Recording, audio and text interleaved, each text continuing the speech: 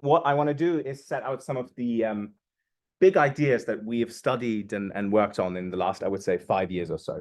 And the theme binding them all together, and the theme that gives this talk its name, is that they are essentially a collection of ideas concerned with producing belief distributions over parameters or predictions, which epistemologically are now divorced from doing Bayesian inference. So think of them as a collection of tools that allow you to get to a posterior without having to rely on base rule. And we'll get to why you would want to do that in a second. Before we talk about, why you'd want to do that, I should probably also close this so you don't have to look at that all the time. Before we get into why you want to do that, obviously, I'm not going to contest the validity of Bayes theorems. It's a mathematical truth, okay? So all the mathematicians in the room can slow down again. But what we will contest and what we will argue vigorously is that there are problems in translating this mathematical truth into an epistemological principle. Because when you do this, what you are doing is you are forced to specify a likelihood, which is to say a model on the data, which is indexed by some parameter theta.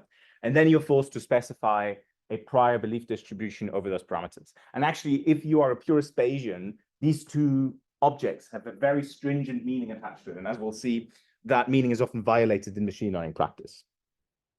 Even so, Bayesian machine learning is really popular, and that has good reasons, right? If you do Bayesian inference, one of the things you're doing is you're averaging over models.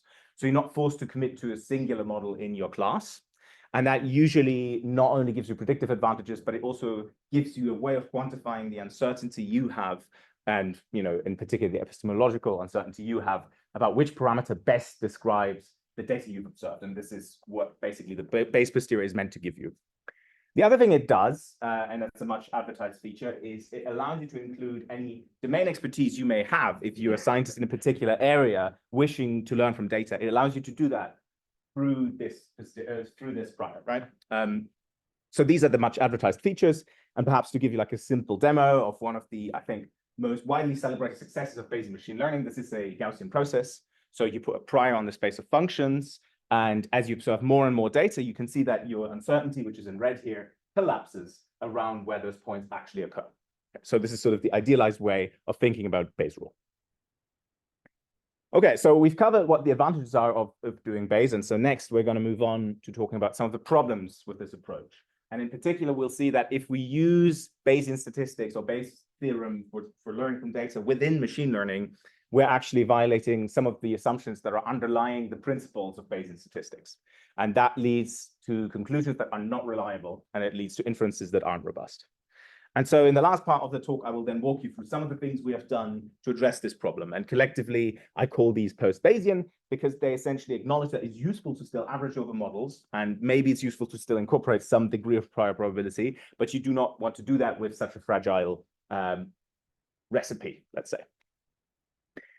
Okay, so what are these problematic assumptions I've been like throwing on about? So the first of these is often called, the correct model specification in statistics, which basically just means that your likelihood expresses the thing you actually care about in the real world. So there needs to be a parameterization of your likelihood model which recovers the true data generating process. This is well understood in statistics, okay? And this is just the model is well specified. A1.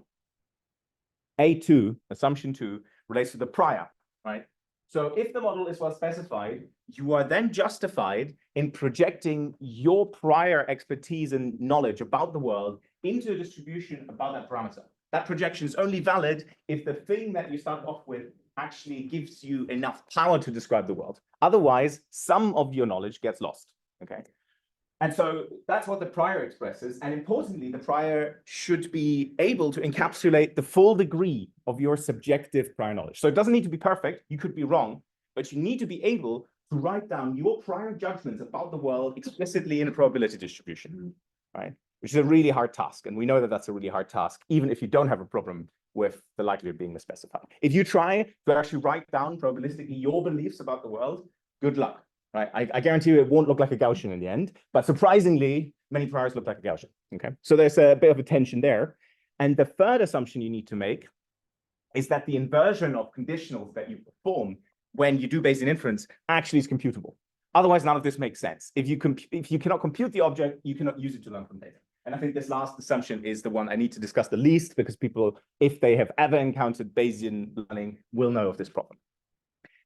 So these are our three assumptions, and they're highly fragile in the context of machine learning. And so to give you sort of like an idea of how to understand why they're so fragile, I'm going to walk you through a worked example. And the example I've chosen is the Boston housing data set. Now, the Boston housing data set, who of you has worked with the Boston housing data set before? Excellent. Okay, so why have we worked with the Boston housing data set? Because it's one of the UCI data sets. It's very nicely curated, and you run all your ML models on it, and you show that maybe the prediction error improved slightly, and you're very happy. Okay, but actually, the origin of the Boston housing data set is in very traditional statistics. And so I will use it to contrast how this was used originally in traditional statistics and what that reveals to you about the original space in which Bayesian inference was applied. And I will contrast that with how Bayesian machine learning is used today. And so in traditional Bayesian analysis in the sciences, what you start out with is a clear research question. Who here has run the Boston housing data set with a clear research question in mind? Exactly. So you start with a clear research question. So you have some data that is reflective of that research question. So we'll hear a lot about causality in the second half of today. That will all be about specific research questions we're trying to solve. And then with that research question, ideally, in an idealized world, people would come to you, the statistician or the machine learner, and try and set up a model and try to boil down what they know about the world, what their field knows about the world, into some sort of prior. And then all that's left to do is you run Stan or whatever MCMC algorithm you favor this week, and you obtain the posterior, and you can work with that. Brilliant. And actually, the Boston housing data set comes exactly from such a kind of study. It was published in the late 70s by two economists who were wondering, what is the effect that air pollution has on house prices in the Boston area?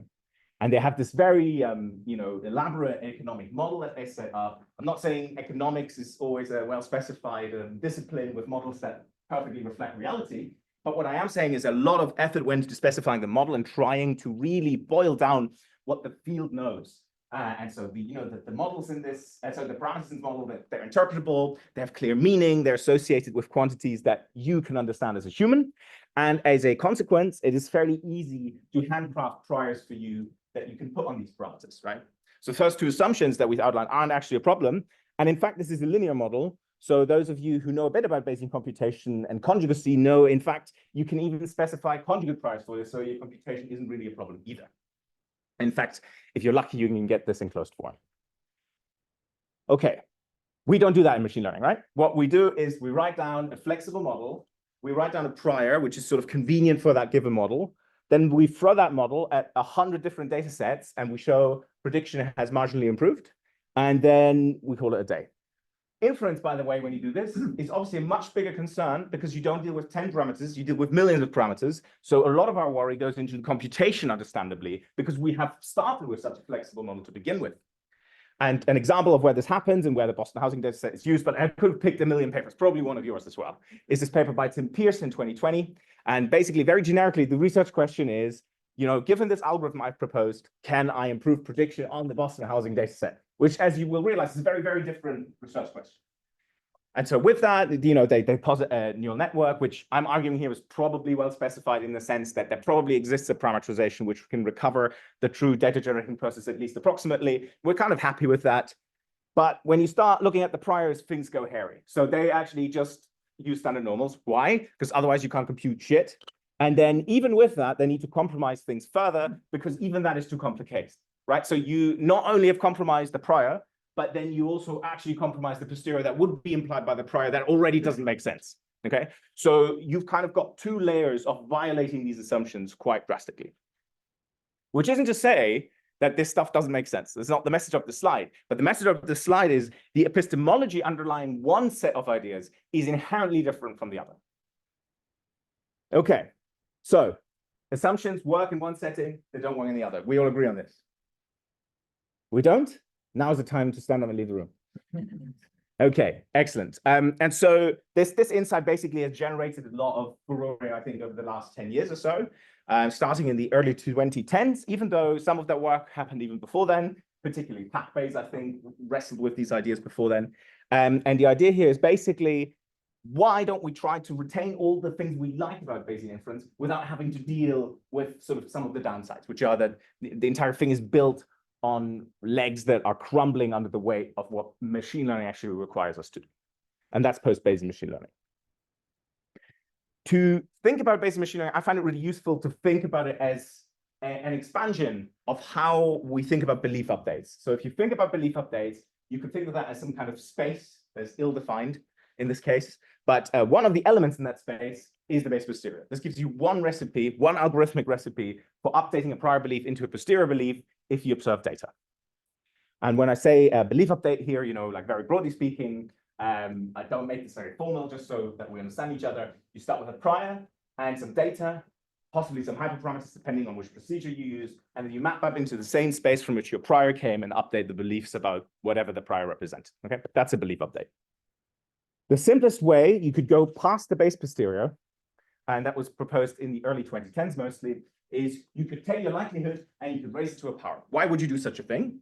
If that power is smaller than 1, you can think of it as a tempering strategy, right? So your likelihood represents some sort of probability distribution. If you raise it to a power, it gets heavier tails, okay? So if you think your likelihood is misspecified, perhaps this can salvage some problems. And so this was, I would credit this to Peter Grunwald and his safe base approach in the early 2010s. And good news, I spoke with Pete a few weeks ago. He agrees it should be credited to him. So this is what this looks like. It's fairly simple. You just raise the likelihood to a power, and then you normalize it again.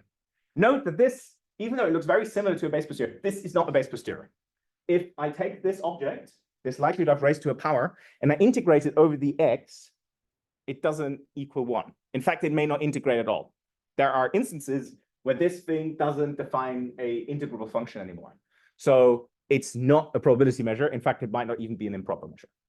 Okay. So even though it looks harmless, you're actually already fundamentally twisting things when you're looking at Bayesian inference. So this is no longer Bayesian inference. However, it's also very limited, right? All I have to play with here is a scalar. So it's probably of limited interest. So what people started doing instead is they said, well, I don't quite get enough juice out of just one scalar parameter. I want a bit more. I want a bit more power. So what you can do, if that's the case, is you can replace the likelihood with a different mechanism for coupling the parameter to the data. And such a mechanism is a loss function. If you have a loss function, you can exponentiate it and make it negative to get something that people sometimes call a pseudo likelihood. Don't like that term. And again, I like it for the same, I don't like it for the same reasons. If you integrate this thing over x, again, it need not even integrate. So this is not really a likelihood. Sometimes you will hear people talk about this as a pseudo likelihood. When you use this, what you end up with is, has many names: Gibbs posterior, generalized posterior, pseudo posterior, whatsoever. There's like 10 other names, but it looks like this, okay? And again, this idea was not invented necessarily by Posterior, Holmes, and Walker, but their paper in 2016, I would say, really set the stage for using this as an inferential device, right? For something that you can use to learn from data.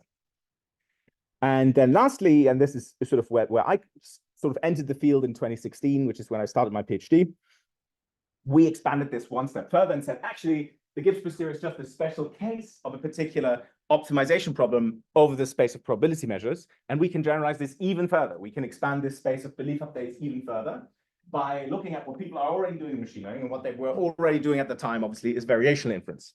And so when you frame your problem as an optimization problem over the space of measure, actually, you see very quickly that you can recover all these other things as a particular instantiation of a very general optimization problem, which trades off a data fitting term against a regularization term, which also brings us very close to sort of traditional problems people care about in optimization, in frequentist statistics, and so on. So it's a really nice way of unifying all these separate strands because it brings things together.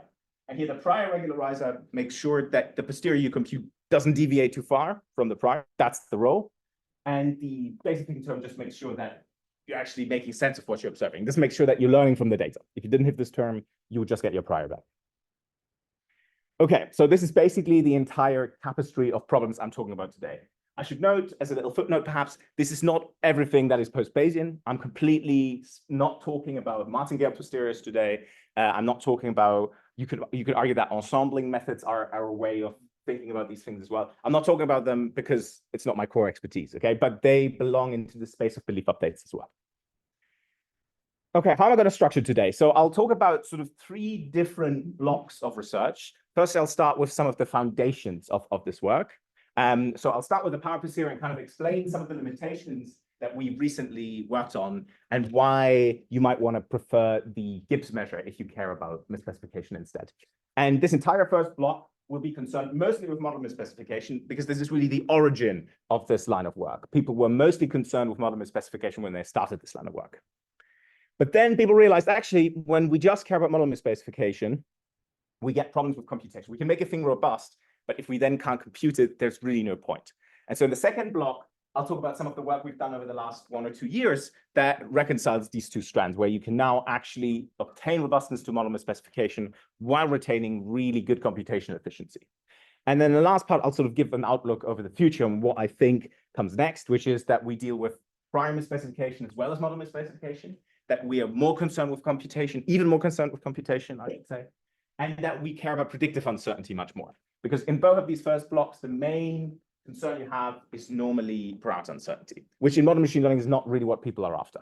Okay, so I would argue we need sort of a shift in outlook in this as well.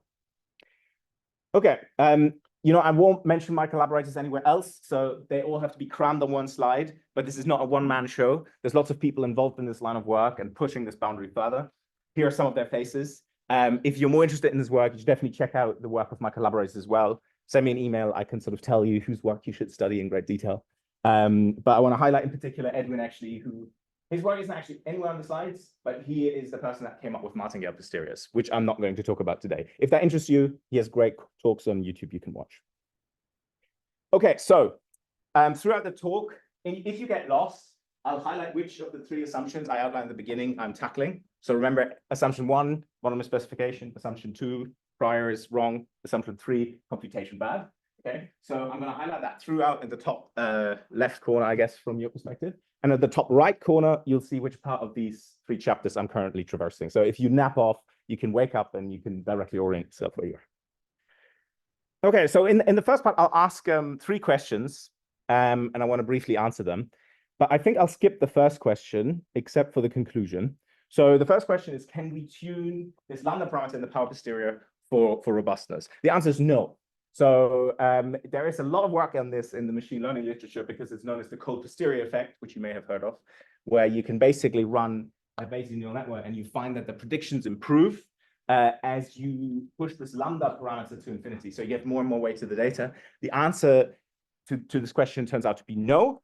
And there's an interesting finding that we made recently, which is that this cold posterior effect is not actually unique at all to deep learning. It's a universal phenomenon of Bayesian inference. But I'm not going to go through the details because I think we have more interesting questions to study, namely the second and third question. So given that we can't really achieve robustness through the power posterior in a meaningful way, what should we do instead? The answer is the Gibbs posterior. And then the question becomes, how can we design the Gibbs posterior to give us robust inferences? So that's the second question. And the third question is, given that we have some kind of theory on how to do this, how can we do this in practice? Okay, so I'm going to skip over this, but if you know what the cold posterior effect is, then you won't be surprised to find that you can replicate this in simple models. This shows you the predictive performance of a model as a function of lambda, and you can see that things flatten out, which tells you that there are infinitely many values of lambda where your predictive performance is actually equally good. And you can see that there's a kink here that happens before you actually reach the level of lambda that corresponds to the posterior predictive, right? So you start predicting only from the prior, then you move towards the data. Obviously, your predictions improve. But even before you hit the base posterior, you get something that's already as good as the base posterior. And crucially, if you push all the way to a point prediction, you're still as good. So what these kind of plots tell you, and you can formalize this argument, is that if you care about prediction, you shouldn't bother with the power posterior, because eventually it just predicts from a point estimate. So if you do this in a Bayesian network sense, what it means is probably don't bother being a Bayesian. Like probably you'll be better off just running your neural network without being a Bayesian at all. But I don't want to spend too much time on this. The conclusion from this work is that if you care about robustness, do something else, specifically use Gibbs posteriors. Okay, so when we talk about robustness here, I think it's important to be a bit clearer about what we mean by that, because specifically in machine learning, there's lots of ways that people talk about robustness. There's adversarial robustness, there's distributional robustness. I'm talking about a very, very old form of robustness that I think is still very relevant, and that's Huber robustness. So it's named after a statistician who I believe is Austrian by the name of Huber. And it's very simple. You have this very generic model here. So Q epsilon is your data generating probability distribution, which is contaminated with a fraction epsilon of some form of contaminant. We're very vague here on what that means, but this is basically bad data, okay? And then you have a much larger fraction of data, which can be well explained by your model, and that is the Q0 here. That's our situation. To sort of depict what this could look like, you have this sort of entire data distribution as a histogram. You have Q0 as this sort of bulk of the data, but then you have a small fraction of contaminants. And if you try to fit this entire distribution with a standard Bayesian procedure that tries to fit Q0 to it, you're kind of over-smoothing to that contamination, right? It's well understood how this works in linear models, but it's a much wider phenomenon that's an issue. Yeah, exactly. So what we want here, ideally, is we want to fit the mode of or the bulk of the data. I'm not saying this is always what you want. Sometimes if you care about the outliers, you want to specifically model them. But if you're in a setting where you don't want to model the outlier, that's the kind of setting we're studying here. If you want to formalize this slightly, you could say what we really want is that irrespective of whether we draw the data from Q epsilon or Q0, we want the posteriors we compute to roughly look the same, okay? And so a lot of the effort here will go into what this approximately equal sign means. Okay, but that's basically the question that we're studying here. Okay, so in order to formalize this slightly, we probably need some notion of distance between distributions. So what you end up doing is you define a distance, we'll see in a second what that looks like, between these two distributions, and you want that to be upper bounded by some kind of constant that only depends on the nature of the contamination. And you want that to scale linearly in the size of the contamination, right? So for example, we wouldn't want that our posteriors exponentially diverge as the size of your contamination increases linearly. You want a sort of proportionate shift in the distance between those two. Now, there's a couple of problems with what I've written down here, apart from the fact that the distance isn't clearly defined. The other problem is that actually this constant, if you don't take a supremum over the constant, you can just make the right-hand side get arbitrarily big by choosing a really adversarial form of contamination, right? I can construct a sequence of Cs so that the right-hand side explodes. So to prevent that, actually what we need is we need to look at a supremum of all possible contaminations, and then we need to make sure that that's still linearly bounded in epsilon. So we still haven't addressed what the distance looks like, but actually that's fairly simple. What we want here, and we want this mostly so that we can actually compute things, we want a supremum distance, okay? So we're just looking at two posteriors pointwise, both of them are densities. So we're looking at the pointwise differences, and then we compare about the entire parameter space, how far they are apart, and we take the worst case. It's a very coarse measure of distance, right? What this tells you is if it's robust in this sense, it's also robust in much weaker senses. But it might mean that if you use this as a criterion for choosing your posterior, you might make it too robust. What does it mean for a posterior to be too robust, by the way? It means it doesn't learn from data as efficiently as you want. Okay, so that's also not a good thing. So there's some open questions on whether this is a good distance to choose. But the one thing that's really nice about this distance is it simplifies drastically what you actually need to look at to guarantee yourself a robust posterior.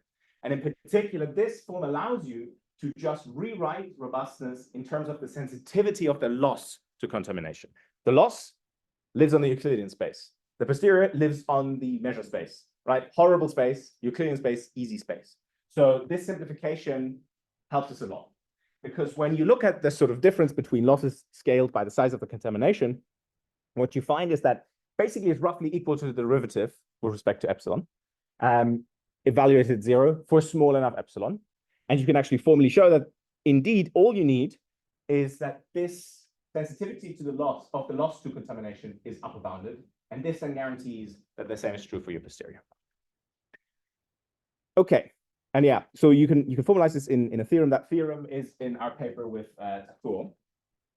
But the problem with this is it doesn't actually tell us how we should choose or design these losses. So that's what we're going to look at next. And to sort of motivate this, remember when you do standard Bayesian inference, actually the loss you're implicitly picking is the negative log likelihood. Now, the negative log likelihood is essentially just an approximation, at least under IID data, is essentially just an approximation to the Kullback-Leibler divergence between your data generating measure and the model. And it's kind of well known that the KL is not a robust thing to be targeting.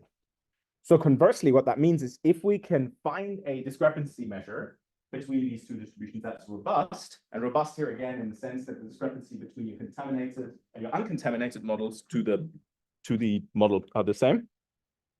If we can find such a discrepancy, then it should follow that if it's approximable by some loss, then that should hopefully be a robust loss. That's the intuition. And this is indeed what you usually do when you want to construct these robust losses. Examples of where you can apply this principle are beta divergences. I don't know if you come across them. They were like pretty hyped, I think, about 8 years ago. People really liked them, as well as gamma divergences. And the reason people liked them is they give you robustness, and they're parameterized by some hyperparameter beta or gamma. But also, as gamma or beta approach a limiting point, normally that limiting point is 0 or 1, you recover the negative log loss. So you're doing something that is a lot like doing Bayesian inference after removing outliers, which people really liked, because it means that these Gibbs measures still look a lot like a base posterior, except the base posterior you would have computed without the outliers, but now you didn't have to pick out the outliers by hand. It just did it automatically for you. Okay, so people like this a lot. And so we worked with this as well back in the day. So this is a deep Gaussian process, and it's just a demonstration that these things work really well, even on large-scale machine learning problems. So in a deep Gaussian process, what you're doing is essentially you're stacking, as the name implies, Gaussian processes on top of one another, and that becomes computationally really infeasible quite quickly. So if you can save yourself computation for multiple layers, that's a big thing. And so here what we showed in this example is the test error that you get, or the test negative log likelihood in this case, is much better for a robust version where you use a gamma divergence in this case, rather than a standard base version. And this actually happens to be true regardless of how many layers you pick. You're basically always one layer ahead. In computational terms, this means that robustness buys you the equivalent of one additional layer, which is quite a big thing in these models because the computation is very expensive. Okay, so why don't we see these beta and gamma divergences everywhere, right? Like if they're that brilliant. Actually, it's a very simple explanation. And the explanation is that I haven't written out what the loss looks like, because when you look at what the loss looks like, it involves an intractable integral, right? So what that means is in practice, what you typically need to do, this is not true for the Gaussian process example I just showed you, or the deep Gaussian process example I just showed you, but normally what you have to do is you have to approximate these integrals with samples from the model family you're positing. And so you have this lucky accident where this is not a problem in the deep Gaussian process, but normally this is a problem. And we did some work recently where we studied just how much of a problem this is. You can run some simple simulations to convince yourself that the target you actually have, so this is what you actually want to compute, regardless of how many times you simulate from the model, you're not going to end up anywhere close to the target you have. And you can sort of quantify exactly how large the number of samples from the model would have to be as a function of your data points to retain good approximation quality. And basically it scales faster than quadratically. So this is a hopeless cause. You cannot solve this problem. So don't try, okay? Right, so that's a bit of a bummer. We ended the first section saying, well, don't use this sort of power posterior stuff because it's not going to save you, but use the Gibbs posteriors. But then we said, well, but the thing we have with the Gibbs posteriors is that we can't compute them either. So in the second part, we'll address this tension, okay? So there is actually a way now out of this tension between robustness and tractability, where we can find losses that give us robustness, but also are computationally extremely convenient. And so when we started this work, really what we were looking at were what people are doing with unnormalized limits. Because in some ways, our problem is quite similar, right? We had this intractable integral with the gamma and beta divergences that we couldn't evaluate. And this is actually a problem people have in unnormalized likelihoods, where just set the setting, right? You have some sort of density, but it's not a probability density, which I have to note by mu here. So that integrates to a finite number, but you don't know what that finite number is. And that finite number depends on theta in a complicated way. And when I say a complicated way, I mean you can't use the integral that would give you a set. Okay. So this is the unnormalized likelihood problem. And one solution, obviously, is you just sample a bunch from this density again, and you try to approximate Z theta. But again, this is exactly the same problem we have with the beta and gamma divergences, so we're not going to do that. Instead, we'll use score matching, which is an idea that was developed across the road at the Gatsby by Apo Hibarinen and colleagues. And score matching is a strategy to basically rid yourself from this normalization constant. Okay, so just to go through the basics of what score matching does, score matching basically says what I can always evaluate is the gradient with respect to the log density, where I'm now talking about the unnormal density. And if I'm a bit clever, I can see that I can just rewrite this in very trivial terms, and I arrive at the gradient of the log density that's now normalized. So what this tells you is these two terms are the same, which means if I just care about the gradient of the log of the density, I can work with the unnormalized version. So now all I need is a sort of measure of discrepancy or loss on this object, and then I have a computable loss. And that's what the Stein discrepancy is. So, sorry, not Stein discrepancy, I should say that's what score matching is. So score matching says I can assess how close two distributions are by looking at the gradient of their log density. And here gradient is with respect to the data, not with respect to the parameter. So it's not the Fisher score, it's the Hivarinen, or sometimes also called Stein score. Okay. Okay, so now I've written down this object, hooray, but the problem is this object depends on Q epsilon, like the true data generating process, which obviously I do not have access to. However, if you know integration by parts, you can solve this problem, and you can basically rewrite the entire expression in terms of the first and second order gradients of that model that we're targeting. And that's really nice because now we have a loss that can be evaluated, even if the normalization constant can't be evaluated. Okay, great, but we weren't here to solve the unnormalized likelihood problem. Other people have done that, right? What we've shown, though, is we have a score matching loss, which can deal with complicated models. And actually, you can show it comes from a Fisher divergence.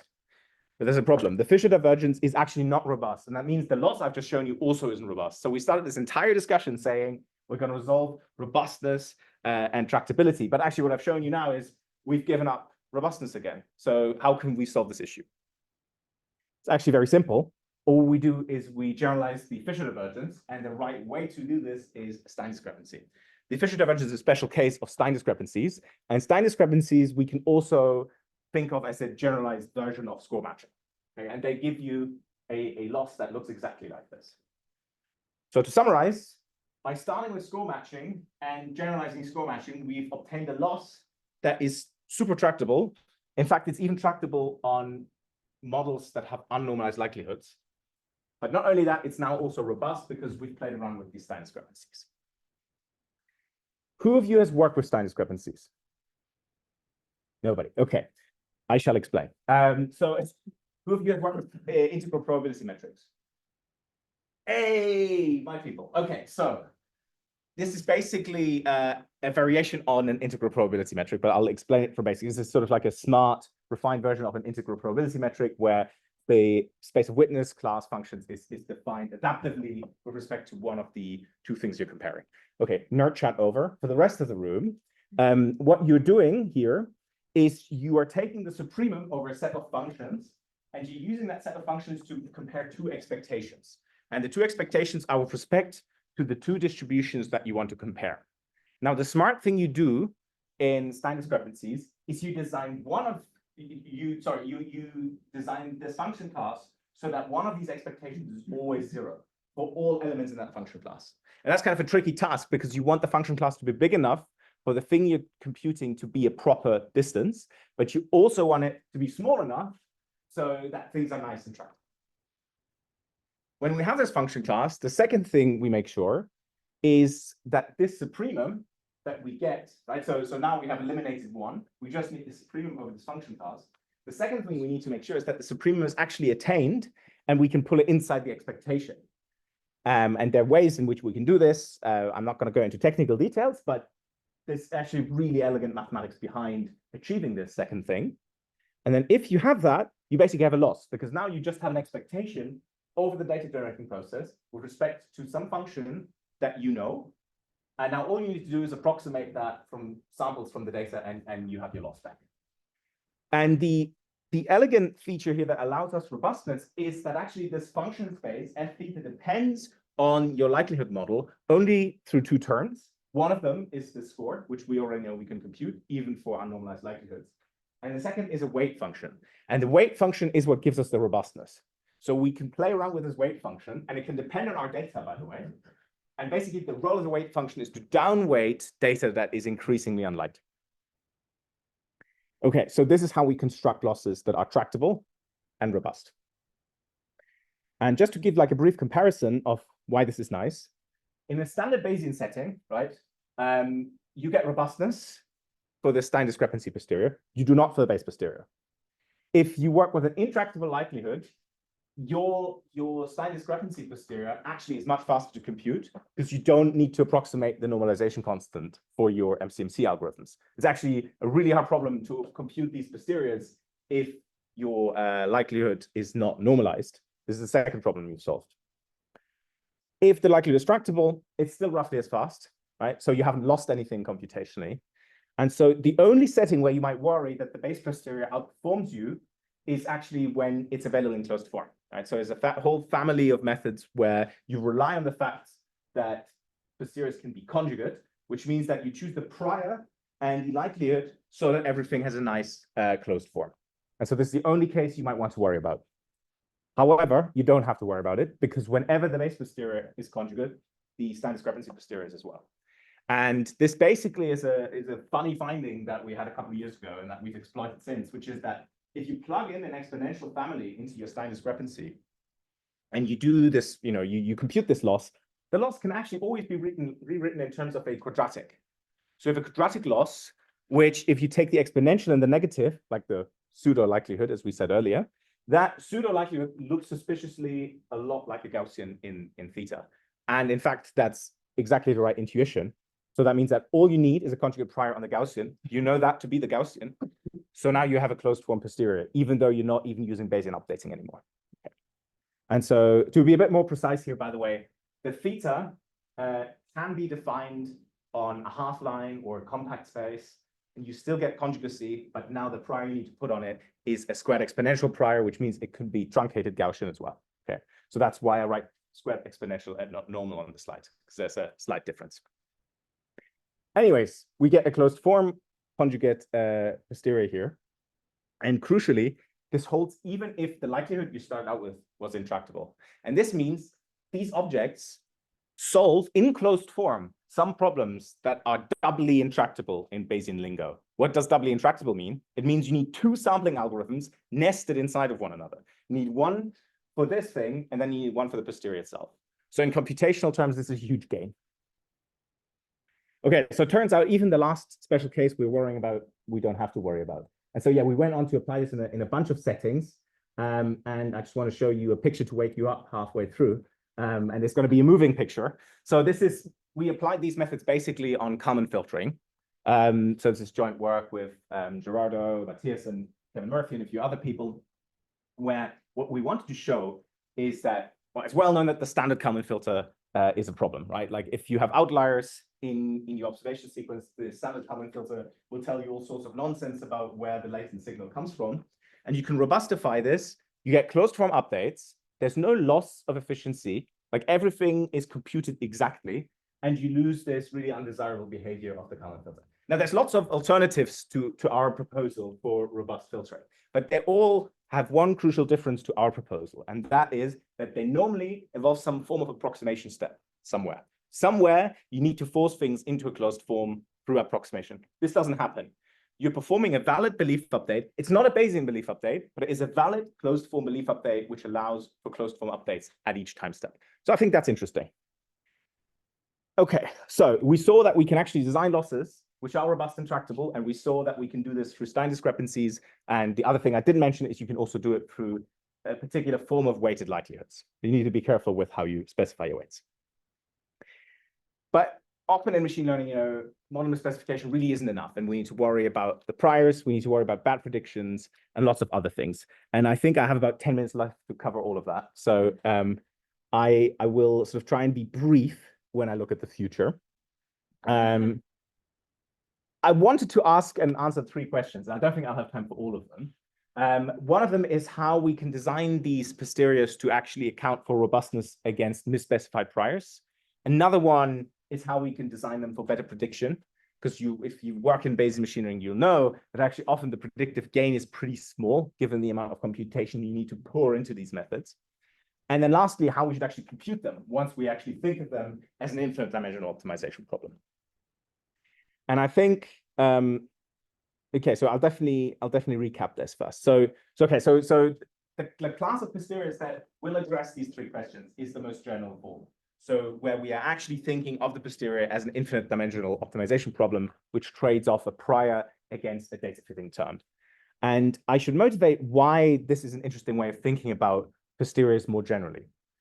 If you start with a Gibbs measure, which again recovers the base posterior as a special case, if you plug in negative log likelihood for the loss, you can rewrite this in the following form. The following form might be familiar to you. It's sometimes called the evidence lower bound, which I think is a horrible name, but we don't have to get into that. What it is exactly what we saw on the slide previously. It's a data fitting term and a regularization term, okay? And what you can do is you can just say, well, why don't we generalize this, okay? So we can generalize this by using robust losses, and you've already seen this in this presentation. We've already done this, right? You can play around with this loss, but you can also play around with the regularizer. There's no real reason why, once you're outside of the realms of Bayes' theorem, you should constrain yourself to regularizing a prior belief with the Kovac-Lambert divergence, other than computational, right? This gives you a closed form, so the KL is convenient computationally, but it's not necessarily a good regularizer. So you can use regularizers that allow your prior to be sort of more badly behaved, and you can play around with the set of measures over which you optimize this problem. And this, in fact, is something that people do all the time in machine learning, and it's called variation inference. Right? Okay, so this is the premise. Now, to think about bad priors, what you really need to think about is the geometry that's induced by this distance. What do I mean by that? What I mean by that is you can rewrite this optimization problem in terms of its dual, or its Lagrangian, right? So you can think of this as, I want to minimize some loss subject to the posterior minimizing that loss being in an epsilon ball around the prior. And that tells you that the epsilon ball, which is spanned here by this divergence, that epsilon ball will be crucial in what robustness to the prior means, okay? So to give you some examples, imagine that this ball lives in two-dimensional space, a difference in mean between posterior and prior, and a difference in entropy. So what you get is basically, in this case, if the ball defined by your divergence looks like this, what you get is a posterior for which it will be easy to deviate from the prior in terms of its expectation, and it'll be easy for the posterior to have more entropy than the prior. That's a good thing, right? So the posterior might be less certain than the prior, but it'll be much harder for the posterior to be more certain than the prior, okay? So you need a lot of evidence to convince the posterior to be more contracted than the prior. That's kind of what we want, by the way, in a lot of Bayesian neural network problems. We want it to be hard for the posterior to collapse, but easy to become even more uncertain. But it's not what we normally get in Bayesian machine learning, in particular in Bayesian neural networks. Instead, what these objects look like is more like this, which tells you that it's way too easy for the posterior to collapse, okay? So you can think of this entire problem in Bayesian neural networks in terms of what this divergence actually looks like. Okay, and to give you some example of how this happens in practice, so here you see a Bayes posterior that's actually computed exactly. So there's no approximation error here. I mean, there is some, but it's computed with Hamiltonian Monte Carlo, so it's as good as you can get. And you don't need to worry about the details so much, just focus on the bottom plot here. You basically have two data clouds you're trying to predict, and you're getting like a 95 percentile around the prediction. And you can see your prediction completely collapses around the point clouds, but even outside the point clouds, you don't get a lot of uncertainty. So you're pretty overconfident about your predictions. And this problem magnifies if you approximate the Bayes posterior, okay? So there are two approximation schemes here that are very popular in the literature. And the reason is the same, because in each of these three cases, the regularizer you use against the prior is the KL regularizer. So you get the same problem in all three. The approximation isn't the problem. The problem is the regularizer you've chosen. And when you actually use a different regularizer, in this case, it's the Wasserstein distance, you solve this problem fairly automatically. And even though this is approximate, it actually improves the uncertainty estimates you get predictively. I should say that this is purely empirical. So we have not gotten good mathematical tools for talking about the geometry of these balls yet. Okay, so that's the first question. How can we address a robustness in the prior? The second, how we can design them for better prediction. I will skip over most of this. Unfortunately, this is our newest preprint. If this interests you, we have a preprint on this. Basically, the trick is to modify this loss function from something that looks like an integrated loss to something that looks, where do I have it? Yes, to something that looks like a discrepancy between the predictive implied by your posterior and the data, okay? And so this is not a new idea. Other people have had this idea before us, but what we contributed to the literature is that we actually switched the divergence out. So people in the past have mostly studied this problem looking at the covariant divergence, which again is not a great idea here, because when you do this, you then are left with the burden of having to compute log integrals of this form. That's basically impossible unless you're in very specific settings. So this works really well for Gaussian processes because everything is Gaussian, but otherwise you're a bit screwed. And so what we did instead is use the maximum mean discrepancy, because that actually gives you the power to compute things. So we have this algorithm that we proposed last year where you can sample from posteriors that are not available in closed form, and that you can run with maximum mean discrepancy. And basically here, this is maybe an informative picture for explaining why this work is necessary. When you run a standard base posterior, and even if you run a robust posterior, which has the sort of wrong loss that doesn't care about the predictive, what you find is that the uncertainty, and this is a lot of Volterra model, the uncertainty about your prediction in the next step collapses, and you basically make incorrect predictions and you're really certain about them. And that's because the model you've posited does not incorporate aleatoric uncertainty, okay? So all the uncertainty needs to come from your inference procedure, but neither Bayes' theorem nor Gibbs measures really give you a way of doing this. And once you start looking at the predictive as the metric you're trying to optimize for, you do actually get the uncertainty that you would need to make more credible predictions. Okay, I have 4 minutes. Okay, so obviously one big problem is when you start thinking of solving this problem, you now need some algorithms that can compute a posterior that's specified implicitly as an optimization problem. And that's really hard because generally this QN star here doesn't have a closed form or analytic form solution. And so what we did in the past is, we just parameterized this set of measures, and then we ran our standard stochastic variational inference methods, and hopefully something useful came out at the end. And this means that you do gradient descent on parameters that you have forced upon the problem.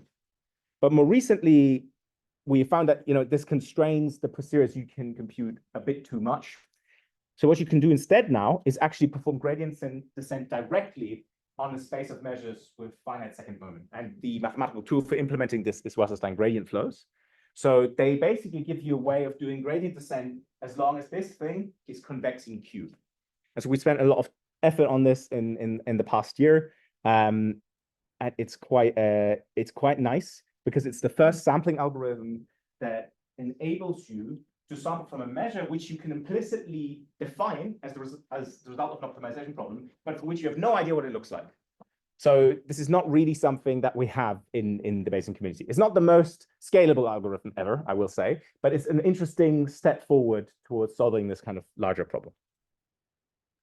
Also, it's really nice because this algorithm, it tells you like a little morality tale, and I want to conclude on that, if you are so gracious as to give me a few more minutes. So for me, it's a morality tale as to why I do the work I do and why it matters. And so if this is your general objective, and you look at this particular instantiation, which, by the way, if you optimize for this objective, what you get back is the cold posterior or the power posterior or the base posterior if lambda equals 1. If you do this and you actually write out, and you, why is this not? Oh, yeah, there we go. And you write out the sampling algorithm, it does actually just correspond to the Langevin diffusion. And the Langevin diffusion is well known. If you run this, converges to a well-defined density. We know what that density looks like. It's all fine and dandy. Okay. So in this particular instance, the algorithm that we have proposed simplifies to the Langevin diffusion. If you take this weight lambda all the way to infinity, so now you're ignoring the prior regularizer, you just listen to the data, and you run that, what you end up with is a deep ensemble. Now, a deep ensemble is well known in Bayesian deep learning. Basically, what it does, right, is you initialize some particles and then you gradient descent, and then you fall into whichever local minimum is closest to you, and you never move.